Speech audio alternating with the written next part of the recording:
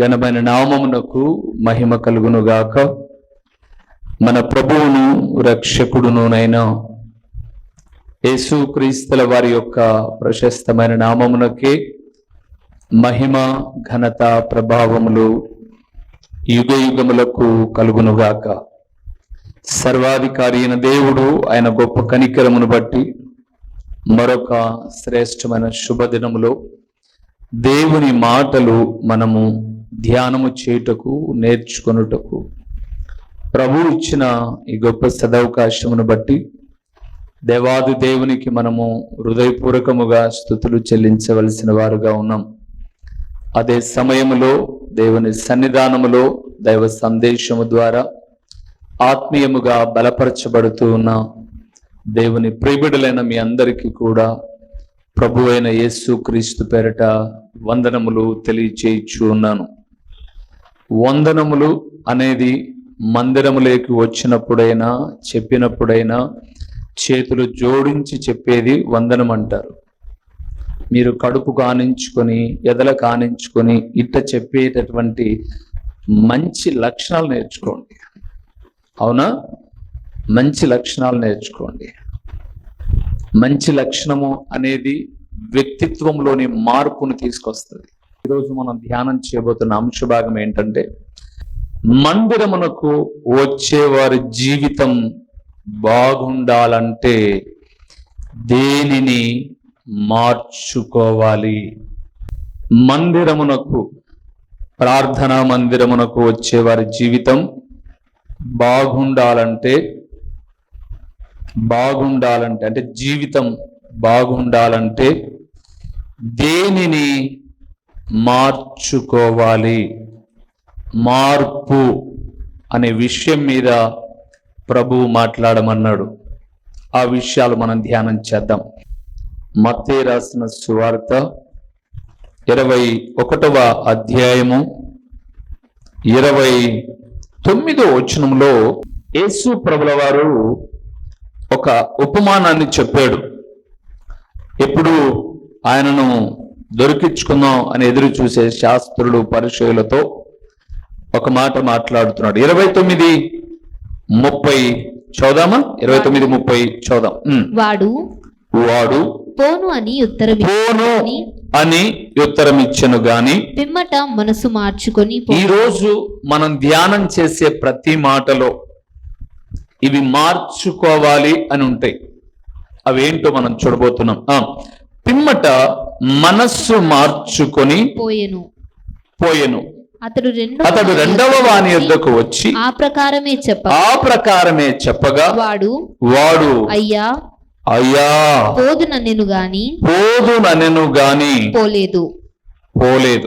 ఈ ఇద్దరిలో ఎవడు తండ్రి ఇష్ట ప్రకారము నడిచిన వాడని వారిని అడిగెను. అందుకు వారు మొదటివాడే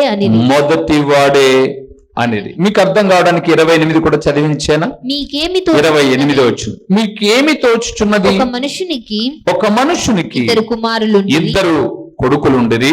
అతడు మొదటి వాని యొద్దకు వచ్చి కుమారుడా నేడు పోయి ద్రాక్ష తోటలో పని చేయమని చెప్పగా వాడు పోను అని ఉత్తరం.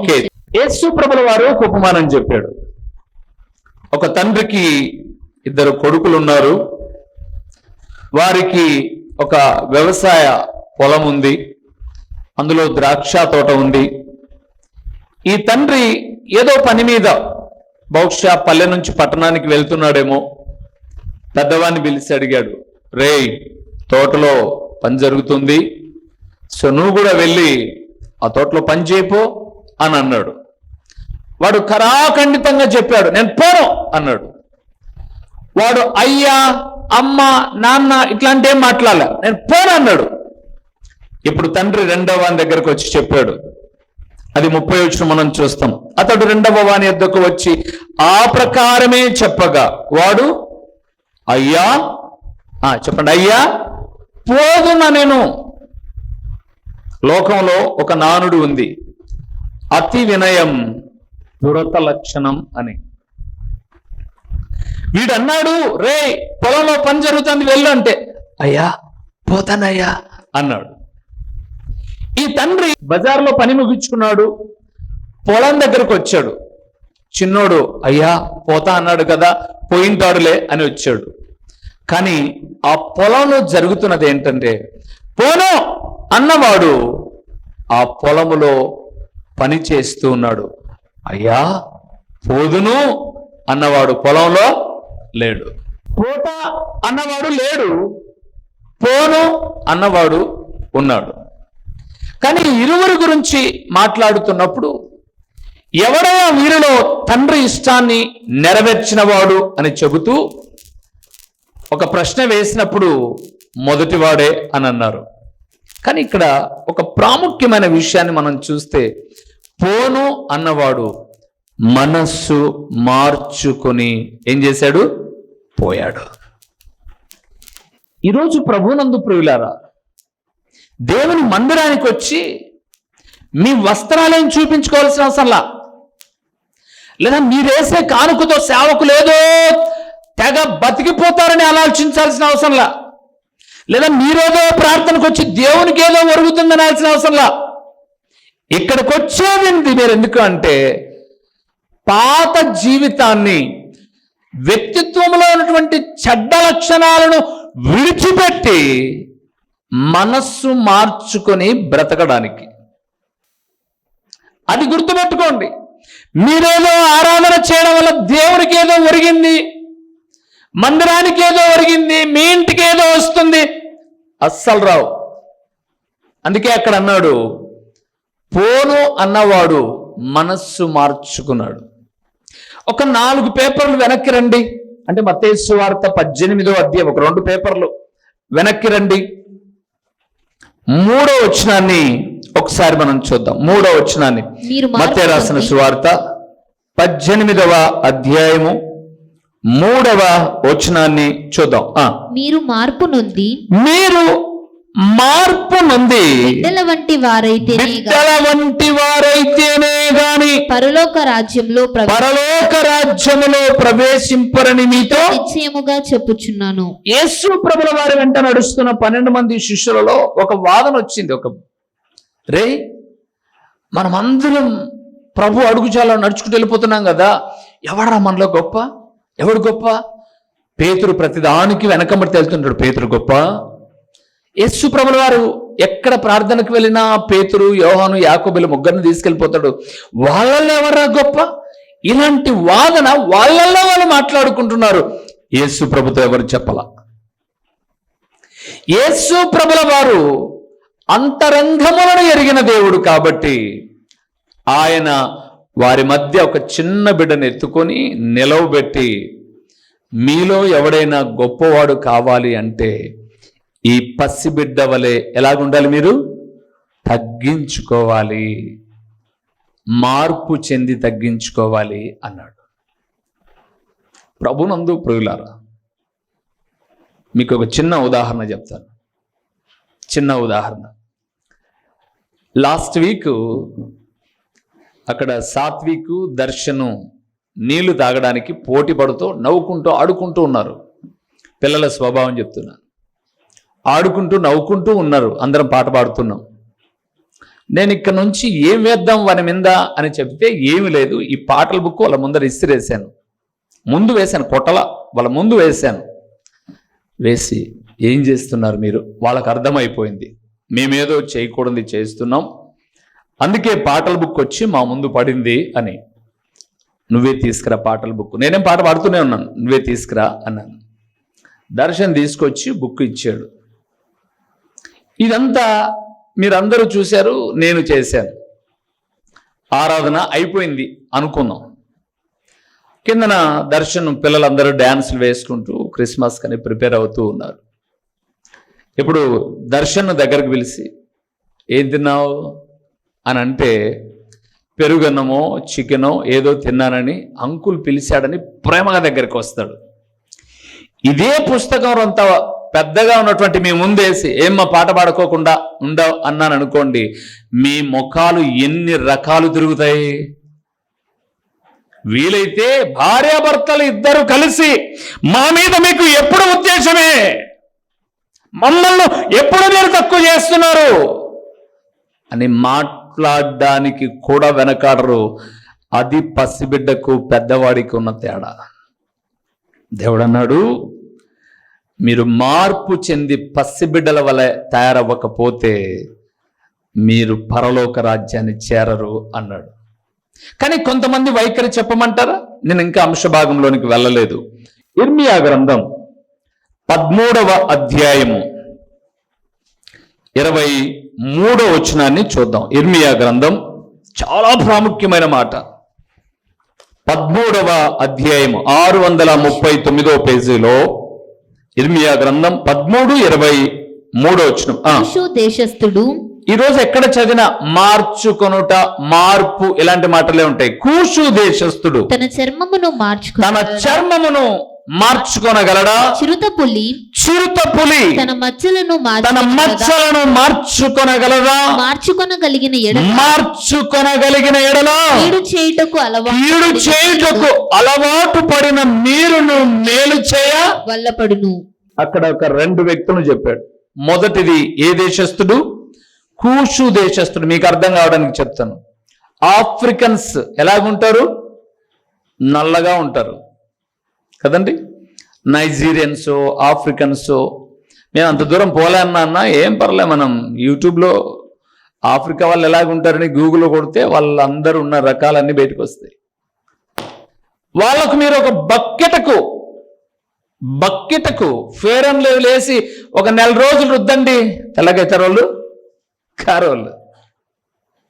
వారికి దేవుడిచ్చిన రూపమే అది, ఇంకా తెల్లవడం ఏంటి? అవరోళ్ళు. రెండవది చిరుత పులేట. ఇది ఇప్పుడు మనకు బాగా ప్రచురితం అవుతుంది. శ్రీశైలం అడవుల్లో నుంచి రోడ్డు మీదకి వచ్చింది, తిరుపతి జూలో నుంచి పాఠశాల దగ్గర, కళాశాల దగ్గరకు వచ్చింది. ఇలాంటి రోజు న్యూస్లో మనం చూస్తూ ఉన్నాం. చిరుత మచ్చలను కూడా ఎప్పుడు ఏం చేయదు? మార్చుకోదు. కొంతమంది ఎన్ని చెప్పినా మారరు. వాళ్ళు అంటారట, నేనింతే. నువ్వెన్నన్నా చెప్పు, నేనింతే అంటే నీతో అన్నారా? అనక్కర్లా. వాళ్ళ వైఖరి కనపడుతుంది.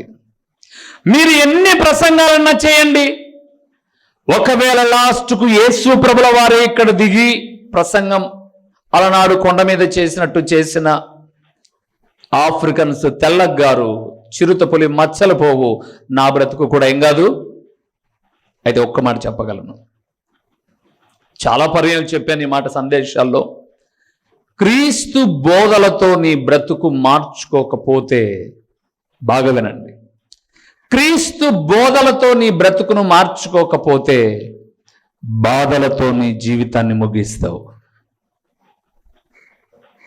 అందుకే మందిరము అనేది ఏంటి అనంటే, మందిరము అనేది ఒక మార్చుకునే స్థలం. ఒకప్పుడు ఇలాంటి స్వభావం మందిర అనుభవంలోనికి, అలవాటులోనికి వస్తూ ఉన్నప్పుడు ఇలాగ మారారు అని చెప్పుకునేది.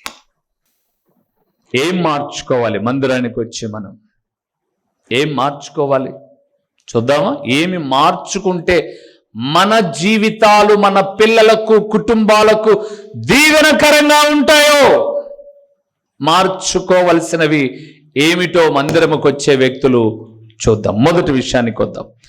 ప్రసంగి గ్రంథం 8వ అధ్యాయము మొదటి వచనము. జ్ఞానులతో సమానులైన వారెవరు? జరుగువాటి భావమును ఎరిగిన వారెవరు? మనుషుల జ్ఞానము వారి ముఖమునకు తేజస్సునిచ్చును. దాని వలన వారి మోటుతనము మార్చబడును. మొరటుతనాన్ని మార్చుకోవాలి. మొదటిది ఏం మార్చుకోవాలి? మొరటుతనం. దేవుని మందిరానికి వచ్చేటటువంటి వారు మొరటుతనాన్ని మార్చుకోవాలి.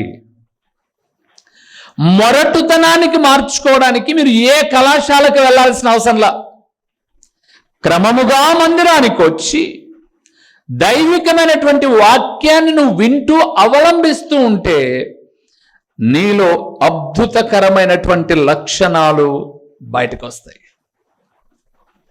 మీకు మరలా చెప్తున్నాను, చదువుకునే పిల్లలు, మీ చదువు చాలా విషయాలు మీకు నేర్పించలేనివి అన్నీ కూడా బైబిల్ గ్రంథం నేర్పిస్తుంది, మందిరం నేర్పిస్తుంది, మందిరం నేర్పిస్తుంది.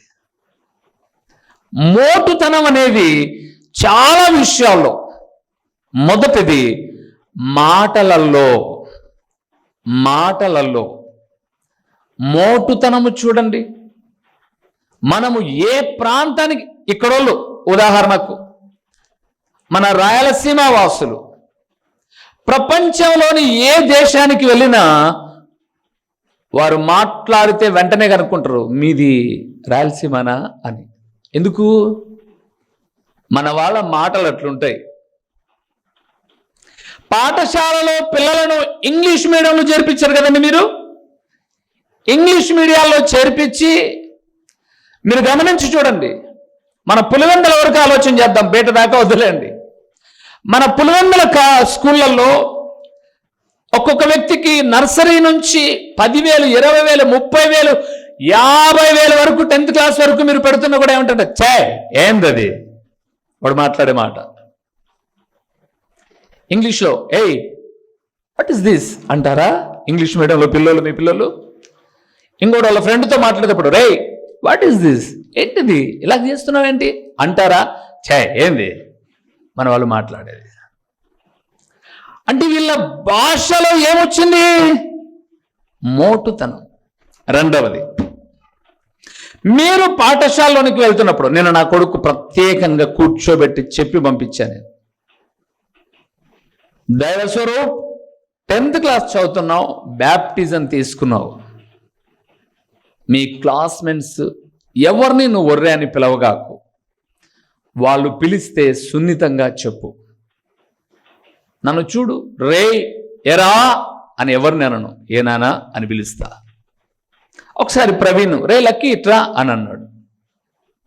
ప్రవీణ్ ఇంటికి పిలిచా, అప్పుడేమనలా, ఇంటికి పిలిచాను. ప్రవీణ్ మనం అందరం చర్చి పిల్లలు, అవునా? అవును అంకుల్. లక్కీ నేనేమని పిలుస్తాడు? ప్రవీణ్ అని పిలుస్తాడు అంకుల్. నువ్వేం పిలిచావు? రే లక్కీ ఇట్రా అన్నాను. అంటే ఒకే వద్దు. ఇంగ్లీష్లో ఒక కొటేషన్ ఉంది, గివ్ రెస్పెక్ట్ అండ్. మర్యాద అనేది మన మాటల్లో కనపడేది, మనం ఇచ్చి పుచ్చుకునేది. నాకన్నా చిన్నోళ్ళు, పెద్దోళ్ళు వదిలిపెట్టండి, ఆ పైన వాళ్ళు పెద్దోళ్ళు వదిలిపెట్టండి, నాకన్నా చిన్నోళ్ళు.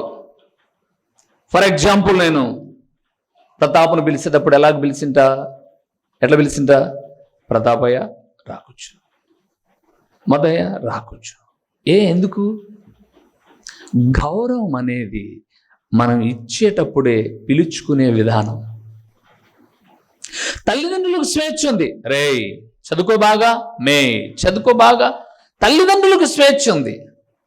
వాళ్ళు మీకు అన్నం పెట్టారు, వస్త్రాలు ఇచ్చారు, మీ బాగోగులు చూస్తున్నారు. వాళ్ళు ప్రేమతో వాళ్ళకున్న రైట్స్ని ఉపయోగించుకుంటారు. ఏంట్రా చేసేది, ఏంట్రా చేసేది అర్రే అంటారు. కానీ స్కూల్లో ఉన్నవాడు ఎవడు మీకు బిస్కెట్ ఇస్తాడేమో కానీ మీకు ఫీజు కట్టడు, యూనిఫామ్ తీసిడు, ఇంకొకటి ఏం తీసిడు. వాడి దగ్గర మీరు ఒరే ఒరే ఒరే ఒరే ఒరే ఒరే ఒరే లాస్ట్కు మీకు ఎక్కడన్నా ఒక మంచి గౌరవాతీతం వచ్చినప్పుడు రే రావోయే అని అన్నాడు అని అంటే 10 మందిలో మీ విలువ దిగజారిపోతుంది. మొరటోడు చేసే పని. జమ్మలమడుగు దగ్గర జమ్మలమడుగులో చనిపోయాడు కదా బాలసుందరమన్న గారు. వాళ్ళ చర్చి గొడవ వచ్చింది. ఒకసారి చర్చి గొడవ వచ్చిందంటే వాళ్ళ స్థలంలో వాళ్ళు కట్టుకుంటున్నారు. ఎదురుగా ఉన్న వాళ్ళు కొంచెం అబ్జెక్షన్ చేసి అది గొడవ అయిపోయి డిఎస్పి దాకా వెళ్ళింది. డిఎస్పి దగ్గర పంచాయత్ జరుగుతుంది. నన్ను పిలిచారు. నేను ఒక 2 రోజులు అక్కడే ఉన్నాను, జమ్మలమడుగులోనే ఉన్నాను. మొదటి రోజు డిఎస్పి గారి దగ్గరికి వెళ్ళినప్పుడు అందరూ పోకూడదు లోపలికి, 1-2 వెళ్ళి మాట్లాడండి అని అన్నాడు. సరే, ఆ బాలచంద్రన్న గారితో పాటు నేను వెళ్తానులే అని అన్నాను. వాళ్ళ అన్నదమ్ములు, వాళ్ళ రక్త సంబంధికులు, సంఘ పెద్దలు అందరూ ఉన్నారు. నేను వెళ్తానులే అన్నాను. అన్న కూడా ఏమన్నాడంటే, రూబెన్ నా వెంట రానిలే అన్నాడు. నాకన్నా పెద్దోళ్ళే అందరూ. లోపలికి వెళ్ళాం, కూర్చోండి అని అన్నాడు ఆయన. సార్ మేము పాస్టర్లం అండి అన్నాడు. ఆయన దేవుని నమ్ముకున్నాడే, కాకపోతే బయట పల్లా. చెప్పండి అన్నాడు. ఈయన చెప్పేటప్పుడు అది నీకు చెప్పాలని వచ్చినా మేము అని మాట్లాడుతున్నాడు ఆయనతో. ఒక అధికారితో ఎలాగ మాట్లాడాలో వాస్తవంగా తెలియదు. నీకు చెప్పుకుందాం అని చెప్పేసి వచ్చినా మేము అంటున్నారు. ఒక అధికారితో మాట్లాడేటప్పుడు ఎలాగ మాట్లాడతాం? మీకు చెప్పుకుందామని వచ్చినాము అంటాం. నేను కొంచెం అలాగ చేయి తట్టరిసి ఆయన ఆపి, అది కాదు సార్, ఆ సమస్య వాస్తవానికి అన్న వాళ్ళదే స్థలము, అక్కడ ఉన్న వాళ్ళందరూ అసూయతో ఏకమయ్యారు, మేము ఎవరితో గొడవ చేయలేము, మీరు అధికారంలో ఉన్నారు పెద్దలు, మీరు ఏదైనా చేయగలరు, న్యాయం ఏదో విచారించి మీ దృష్టిలో న్యాయం అనేది చేయండి అని నేను అంటున్నాను. ఈయన ఏం చేసినా నువ్వే చేయాలంటాడు, ఏం చేసినా నువ్వే చేయాలంటాడు. లాస్ట్కి ఆయన అన్నాడు, స్థలం ఎవరిది అన్నాడు. అన్నది సార్ అన్నాడు. ఆయన అన్నాడు, మీరు మాట్లాడకుండా మౌనంగా కూర్చోండి, ఆ పాస్టర్ గారిని మాట్లాడమనండి అని అన్నాడు. నాకు అన్ని విషయాలు తెలియవు సార్ అని నేను అన్నాను. తెలిసిన కాటికి చెప్పు, నేను వింటా అన్నాడు. చెప్పాను. ఎంక్వైరీ చేశాడు. అయిపోయింది. దేవుని మహాకృప, స్థలం అయింది, మందిరం కట్టుకుంటున్నాం. ఇప్పుడు బాలచంద్రవన్న వల్ల ఏమనంటే, మనకు అంత మేలు చేశాడు కదా డిఎస్ఎస్ సారు, మనం అందరం పోయి ఆయనకు ఒక శాల్వా కప్పి ఒక దండేసి థ్యాంక్స్ చెప్పి ఒక స్వీట్ ప్యాకెట్ ఇచ్చేసేద్దాం అన్నాడు. సరేలే అని అన్నాం.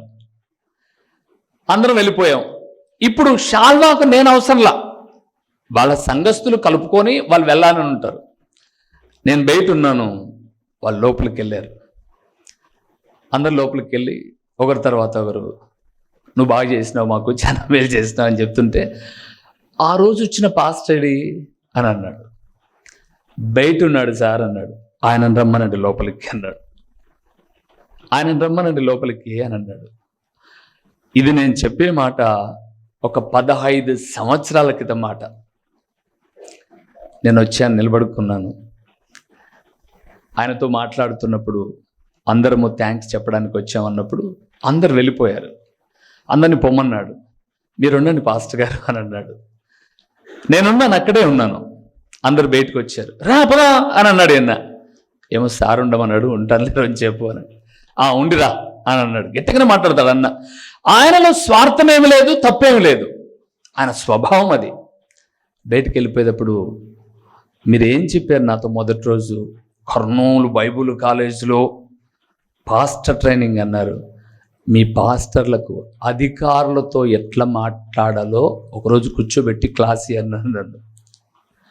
అధికారులతో ఎట్లా మాట్లాడాలో ఒకరోజు కూర్చోబెట్టి మాట్లాడి పదవుచ్చారణ ఎలాగ ఉండాలంటే నాకు అర్థమైంది. సారీ సార్, నేను దేవుణ్ణి నమ్ముకున్నాను, నేను ఓకే, ఇలాగ ఇంకొకరితో మాట్లాడితే గెట్ అవుట్ అనిపించుకోకూడదు మీరు. సో ఇప్పుడు మీ దగ్గరకు వద్దాం. పిల్లలు, మీరు ఎలాగ మాట్లాడతారు? నేనాది మీరు ఎట్లా మాట్లాడతారు? సో మీ మాటలు ఎట్లుంటాయి? అప్పుడప్పుడు మీరు కుటుంబం గురించినే మాట్లాడడం. అలా సమాజంలో 10 మంది దగ్గర మీ విలువను పెంచేదేంటో తెలుసా? మీ చదువు కాదు, మీ నోటి మాటే. మాట ఎలాగ ఉండకూడదు? మోటుతనం వద్దు. ఇంకా చాలా చెప్పచ్చు నేను. రెండవది, మోటుతనం ఎక్కడ ఉండకూడదో తెలుసా? తినే దగ్గర. సోదరులారా, తినే దగ్గర మోటుతనం. ఏదో ఫంక్షన్కి వెళ్ళాం, ఆకలి అవుతున్న మాట వాస్తవమే, తినాలి. బఫే సిస్టమ్, ప్లేట్ తీసుకొని పోయాం. ఆ వడ్డించే వాళ్ళకు క్రమం తెలుసు కాబట్టి ఒక 2 గంటలు వేసి మళ్ళా రాపో అన్నాడు. లేదు, గిన్నె నింపు.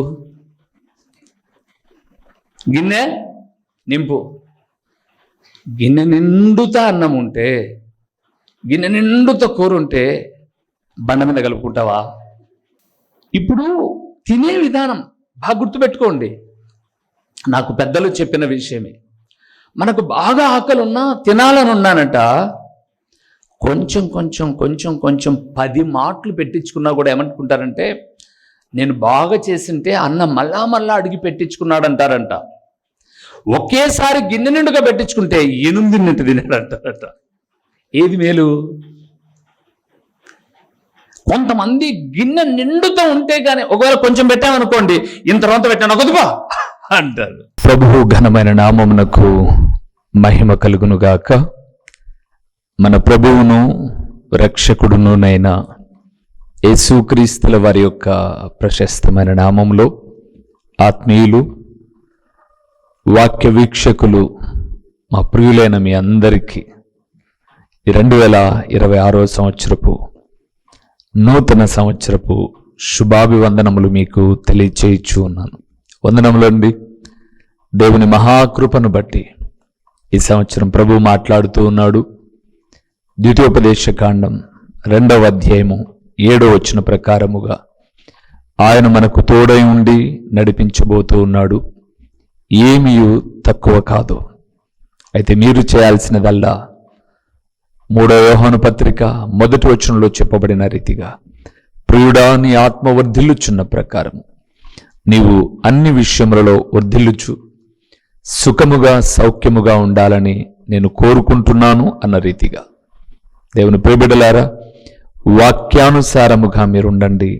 దేవుడు దీవిస్తాడు.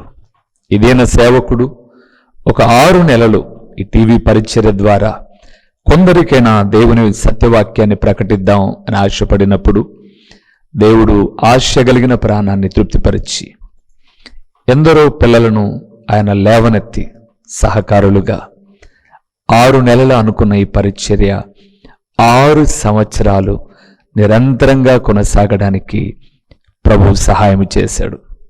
ఎంత మంచివారండి వాక్య వీక్షకులైన మీరు.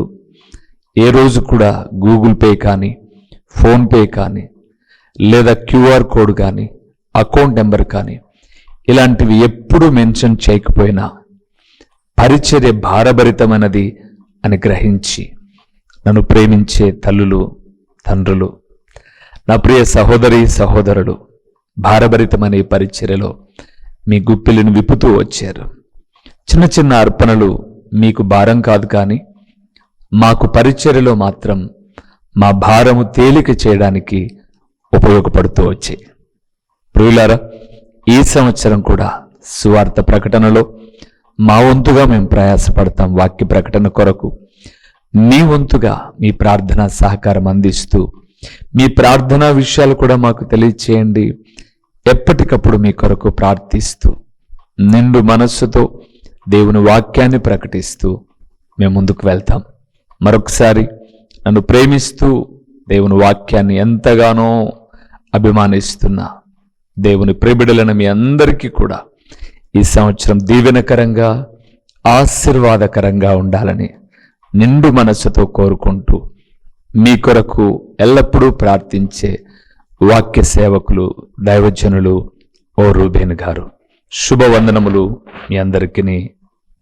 మా చిరునామా దైవజనుడు బ్రదర్ ఓ రూబేన్ గారు, క్రీస్తు ప్రార్థనా మందిరం, డోర్ నెంబర్ 1-10-386, నగరిగుట్ట, పులివెందుల, కడప జిల్లా. మీ ప్రార్థనా అవసరాల కొరకై సెల్ నంబర్ 9989067409.